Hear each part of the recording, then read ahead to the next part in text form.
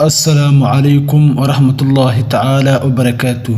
قرآنك كريمك إلهي سبحانه وتعالى وهو دحيلي فائدوين أن halkan lagu soo koobi karin. Quraanka Kariimka waxa laga helaa ajir aad u fara badan. Qofkii ku dadaala adduunkan wuxuu ku nooleenayaa nolol aad u qurux badan.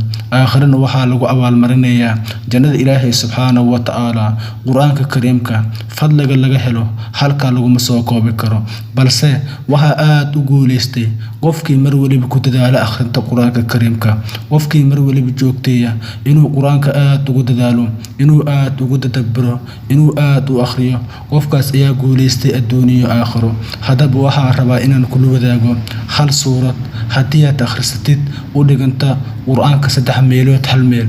Macnaheedu waxay tahay suuradani 3 mar haddii aad akhrisatid waxaad helaysaa ajarkii aad heli lahayd haddii aad wada akhrisatid Quraanka Kariimka.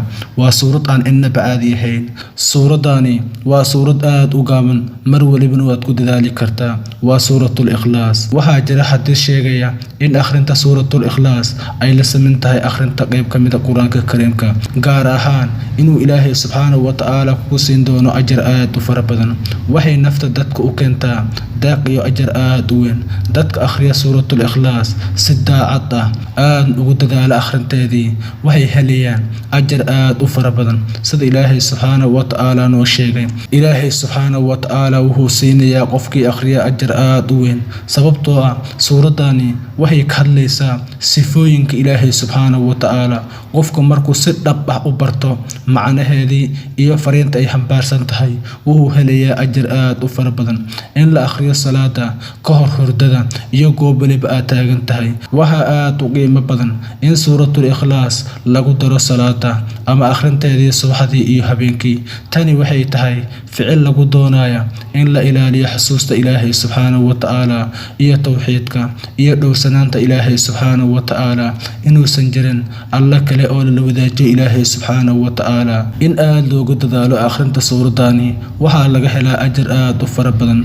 Faa'iidooyinka laga helo waxaa ka mid ah kor u qaadida tawxiidka iyo fahamka in Eebbe kaliya uu yahay mid ka mudan cibaadada iyo wax waliba. Suuradani ayaa tilmaamaysa oo cadeynaysa inuu Eebbe yahay mid kaliya oo aan wax saa'iiba lahayn, mid dhalin uusan jirin. Sidoo kale Ilaahay subhanahu wa ta'ala waxa la dhashayna aysan jirin. Sidoo kale inuusan jirin alla kale oo uusan lahayn Alle subhanahu wa ta'ala. Tani waxay xoojinaysaa aragtida tawxiidka ee qofka muslimka ah.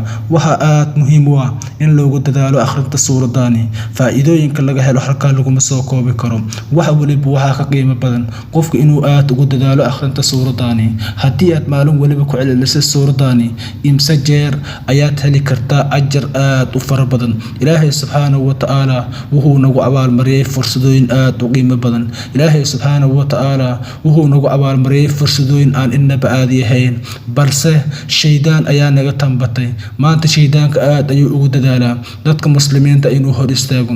Mar waliba wuxuu isku dayaa inuu khayrka ka hor istaago. Mar waliba wuxuu isku dayaa inuu waxyaabaha Ilaahay subhanahu wa ta'ala harantanimeyay ku jeediyo. Waxa aad u qiimo badan qofkii aad ugu dadaala akhrinta Quraanka Kariimka, cibaadada Ilaahay subhanahu wa ta'ala. Qofku hadduusan aad u akhrin karin akhrinta Quraanka Kariimka waxa looga baahan yahay maalin waliba inuu akhriyo suuratul Ikhlaas si uu u helo ajar aad u fara badan. Sababtoo ah haddii suuradan aad akhrisatid 3 jeer waxaad helaysaa ajarkii uu hela qofkii akhriya Quraanka Kariimka dhammaantiisii. Waa fursad aan inaba caadi ahayn. Waxaad ku akhrin kartaa wax ka yar 1 daqiiqo, balse waxaa laga rabaa inaad maanta naftaadii ku dhiirigelisid inaad maalin waliba akhrisatid Quraanka Kariimka. Fariintaydii macnaheedii ma aha maanta wixii ka dambeeya iska daa akhrinta Quraanka Kariimka ee akhri oo kaliya suuratul Ikhlaas, balse waxaan kugu dhiirigelinayaa inaad mar waliba akhrisatid Quraanka Kariimka, mar walibana aad ku dadaashid suuratul Ikhlaas. waxaad tali doontaa 2 ajar oo aan halkan lagu soo koobi karin. Ilaahay subhanahu wa ta'ala quraankiisii waxa laga helaa ajar aad u fara badan. qofka markuu akhriyo hal xaraf oo Quraanka ka mid ah Ilaahay subhanahu wa ta'ala wuxuu ugu dhigayaa 10 ajar sida Rasuulka sallallahu alayhi wasallam noo sheegay. Rasuulku wuxuu yiri ma oranayo alif laam miim waa hal xaraf, balse wuxuu yiri alifku waa xaraf, laamku waa xaraf miimku waa xaraf qofku markuu alif laam miim uu yiraahdo wuxuu helayaa 30 ajra waa dareemi kartaa qofkii aad uga dadaalay akhrinta quraanka kariimka qofkii mar waliba joogtaya inuu ilaahay subxaanahu wa ta'aala quraankiisa ku dadaala ajarka uu heli karo halkuu gaarsiisan yahay waa fursad aan inaba caadi ahayn quraanka waxa dhaxaytaala fursad aan inaba caadi ahayn waxa la rabaa qofka muslimka inuu aad ugu dadaalo hadaba hadii aan ogaanay muhiimada uu leeyahay quraanka kariimka qofkii aan akhrin quraanka kariimka dhibaatooyinka uu la kulmo ayaynu gudaha u galeynaa qofka haduusan ku dadaalin akhrinta quraanka kariimka wuxuu ku noolaanayaa nolol aad cariiri ah ilaahay quraankiisa wuxuu ku leeyahay waman a'rada an dhikri fa inna lahu ma'ishatan danka wa nahshuruhu yawma al-qiyamati ama qofkii ka jeesta dhikrigaygi waa quraanka kariimka waa ibaadada ilaahay subxaanahu wa ta'aala wuxuu ku noolaanayaa nolol cariiri ah ayuu yiri ilaahay subxaanahu wa ta'aala sidoo kale muxuu leeyahay Allah wa nahshuruhu yawma al-qiyamati ama maalinta qiyaamana waxaynu keenaynaa ayagoo amoola ah ayagoo waxba aysan u jeedin markaas ay leeyihiin qaala rabbi limahshartani a'ma waqad kuntu basira ilaahu waxaynu ahayni markii aan adduunka joognay kuwa wax arka ee maxaa dhacay إلهي مهوليه قال كذلك أتتك آياتنا فنسيتها وكذلك اليوم تنسى ومالن آت وأرقى قحبلا ومالن تقيام قفكو مركو كجيست قراك كريمك مالن تقيام لبكاس آت وين أيول كل ميا ولا ليال وحن اسكو ديري قلنينا إننا أخرنا قراك كريمك إننا كد دالنا ذكرك إلهي سبحانه وتعالى قفك هدوسا كد دالنا ذكرك إلهي سبحانه وتعالى أخرنت قراك كريمك نلشاني أدونكو ku noolaanaya nolol cariiri ah qofku wuxuu dareemayaa dulinimo qofku wuxuu ku noolaanayaa walwal iyo walbahaar mar waliba wuxuu lumurgoonaya